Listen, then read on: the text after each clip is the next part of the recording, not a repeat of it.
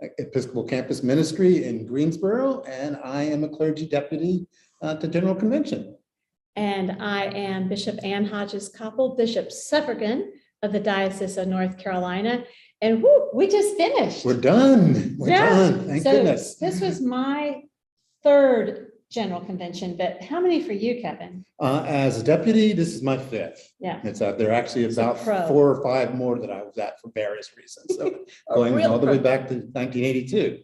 So, anyway. And Kevin, tell me about the significance of Baltimore to you. I'm from Baltimore. It's see, I know how to pronounce it. And so this is homecoming for me. I grew up in this diocese and was ordained here, and was the first African-American in charge of the cathedral here, actually. Oh, wow. I'm not even sure if Bishop Sutton knows that. Oh, wow. We got to make sure Bishop of Maryland knows that. Yeah. But I know something very special about Kevin, and that is that he has served for 3 General Conventions on Committee 12. Yes. Which is a big deal. The Prayer Book Committee. It's and I'm sure some of you have heard about the Prayer Book Committee this time around because we did a lot. It's and particularly the one that has gotten the most attention. It's is A059, which restructures our understanding of the prayer book. It's such that it starts with a base of the 1979 prayer book that everybody knows and loves. It's but then this resolution, when it goes through 2 general conventions, it's a constitutional change that will allow us to add other things to it, not by having to print a new book, or to make alterations to it, but by essentially declaring that what we decide in 2 general conventions is the prayer book is the prayer book, which means in effect it can go digital. And so that what will become really important to people is a website called Episcopal Common Prayer, all lowercase, all one thing, .org. Because that's where you'll be able to go to say, this is what's been authorized and this is what has not. It's what is trial use and where things are. So that's kind of a sea change. It's a 21st century change. It's not nearly as frightening as people think it is. Nothing gets into the prayer book any easier than it has before. We've got the same rules in place for how something can get into it, but it also allows for not having to do like a comprehensive revision of the prayer book. The one that's been talked about most here has been the marriage rites. Is that they can be added and considered part of the prayer book. Without having to do the rest of the prayer book too. But we haven't done that yet. No, we can't. We can't even do that till next General Convention, because what we passed this time was what's called the first reading of the constitutional change, and it takes 2 successive General Conventions to make a constitutional change. So I don't want to muddy the water. Go ahead. But I might. But one of the things because I think this is so significant, and we'll talk about it more when we get back to North Carolina, because there's a lot of implications. But I'll tell you something that was interesting to me when I think back to the 79 prayer book. Even the 1979 prayer book, if you want to think about it, was a collection of texts, right? Rite 1, which was some text from a previous prayer book. Rite 2. Then we had, a rite, you have the Masoretic rite, so it's not new to declare that a collection of texts over time, some more recent than others, become a compendium, become a larger whole. Right. That's not new. No. We did that in the 79 prayer book. I would say in some ways, that's what Holy Scripture is. Yes, right. Absolutely. There's one book we call the Bible, and it is official, and that won't continue to change. No. But we're not unfamiliar. And in fact, when we could learn to print a book, that was modern technology. Right. Which is right when the Episcopal or the Anglican Communion got started, when the Church of England broke up. So happened at the exact same point. So in some ways, this is new. Yes. But in some ways, typical of Anglicans, we are building upon tradition, but we are putting new wine into new wineskins. We've read that somewhere before, yes. I think. But really hard work by Committee 12. You're on that committee on the House of Deputies side. Right. And of course, we would hear regularly from the Bishop of Chicago resigned, Jeff Fisher, who would... Oh, Jeff Lee. Jeff Lee, yes. who's a good friend, but maybe not being my good friend anymore.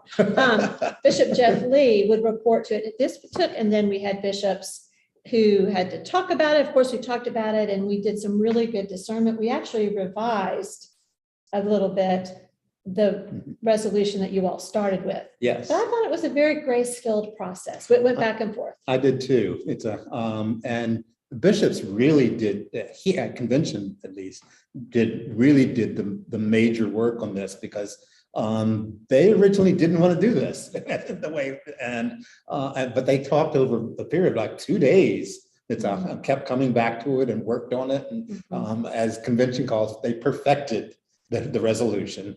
And by the time it got back to us, we only had a few things that needed to be changed. They were mostly technical things. And then our house wrestled with it for a while. But it went back to y'all this morning, and I understand it was passed unanimously. It was, which was amazing. Yes, really, really amazing. But let us be clear, there is still very hard work ahead. Yes, especially over the next 2 years, and then over the next two, and both in 2024, 2027. We're not done with trying to figure out what is official Book of Common Prayer liturgies. Right. But that's just going to continue, because that's what we've been doing for a long time.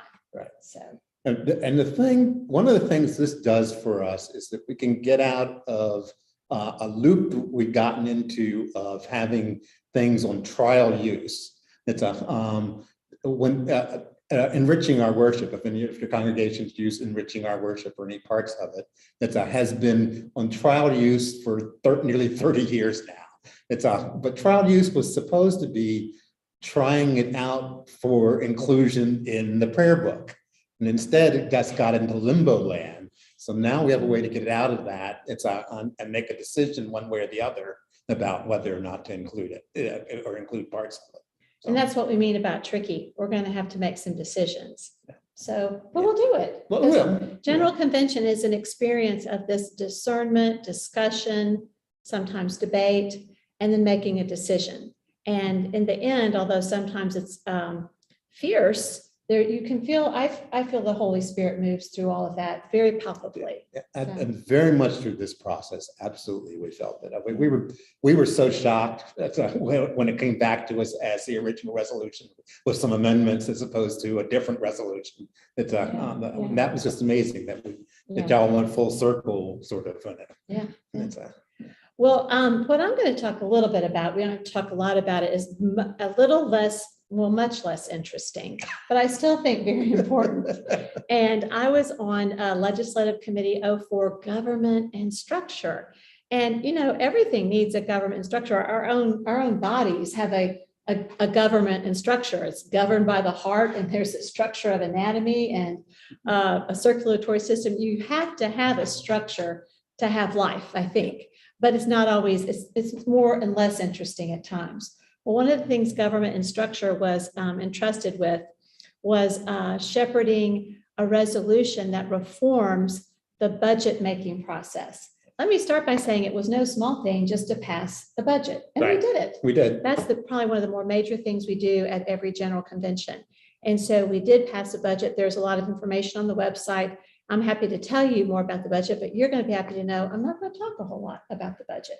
But I do want to say that we passed a different resolution in both houses after a whole lot of work leading up to General Convention that reforms the budget process.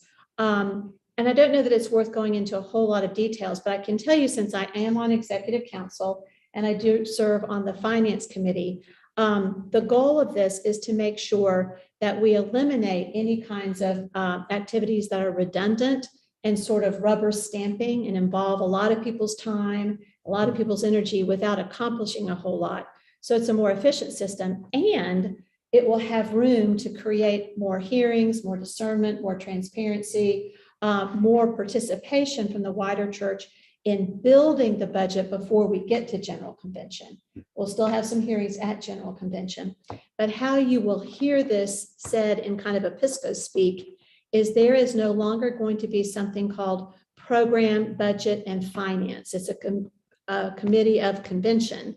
That has been eliminated. It's known for short as P, B, and F. I always want to call it PB and J, but that would be wrong, PB and F. So PB and F no longer exists, but there will be developed a different apparatus.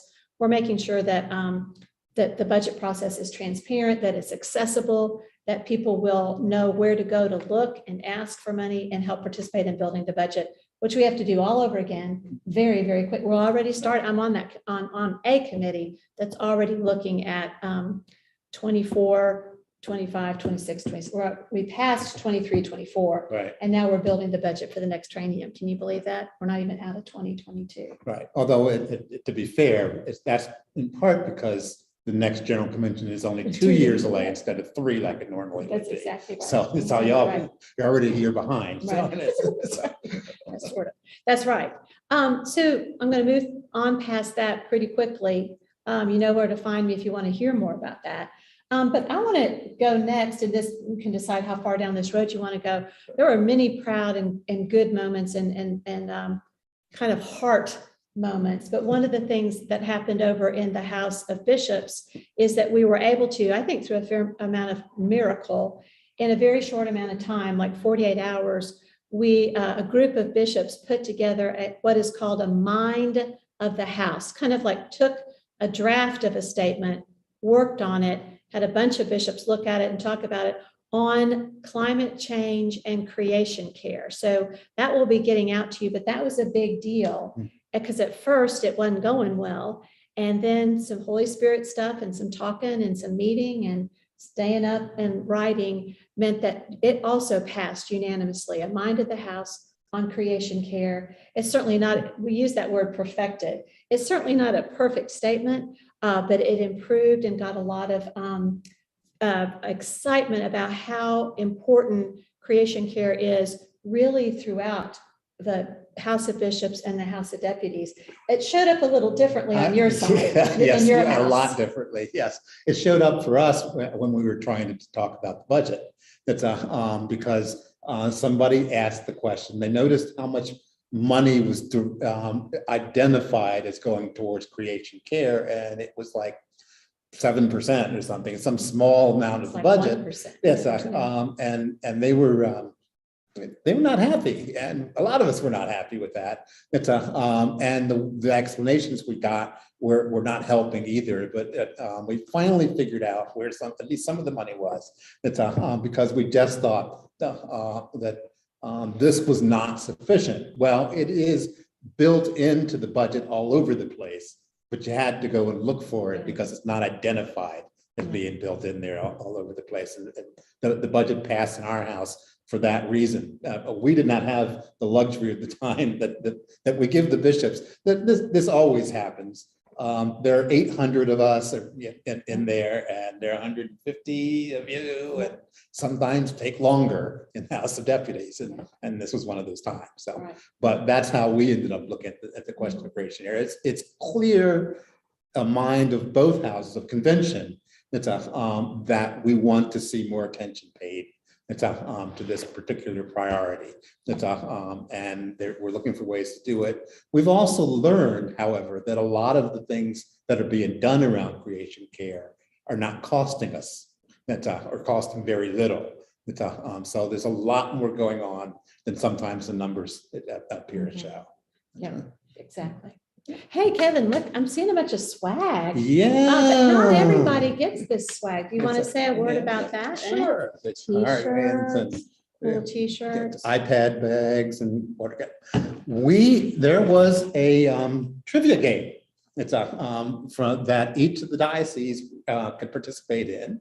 And we were one of the winners. Of it as a diocese. We sat here yesterday at lunch and answered all the questions and submitted them. And we came in 4th place, and so we got all this swag, and so we have distributed among the deputation. And you'll see us wearing it in various places if you run into us. So, and so there were questions about what is the youngest diocese in the Episcopal Church, for instance. And East Michigan. Eastern Michigan, yeah. I'm just looking over here. It's easy ones. Who was the first woman priest in Anglicanism, and where was she ordained? We've just added her to the calendar. It's Florence Lee Tim Oy, and it was in Macau. And so there were questions like that out there. We did well. And we did very well. Our Collective brains is the deputation. And we did not cheat. There was no Googling, no peeking, don't look at it was not an open book test. It was we're very honorable. I'm sure the others were, although there are rumors of, no, they're not. There's no rumors. It's all we good. have no idea. It's all good. Nobody's cared. Everybody's great. It was all in fun. So, and there's water bottles there. So I think, Kevin, this has been a great convention because we were really worried about how this was going to go, such a shortened schedule, so much packed into such little time. Yeah, but the fact is, we were actually able to end one session early. That's why we're talking now. We were supposed to be in final session right now, but we got done in the morning, and that was great. So we probably already talked longer than you wanted to hear, but thank you for letting us be here. Yes. It is an honor to represent you, the good people of the Diocese of North Carolina. We had a lot of our folks elected to various offices, appointed to boards.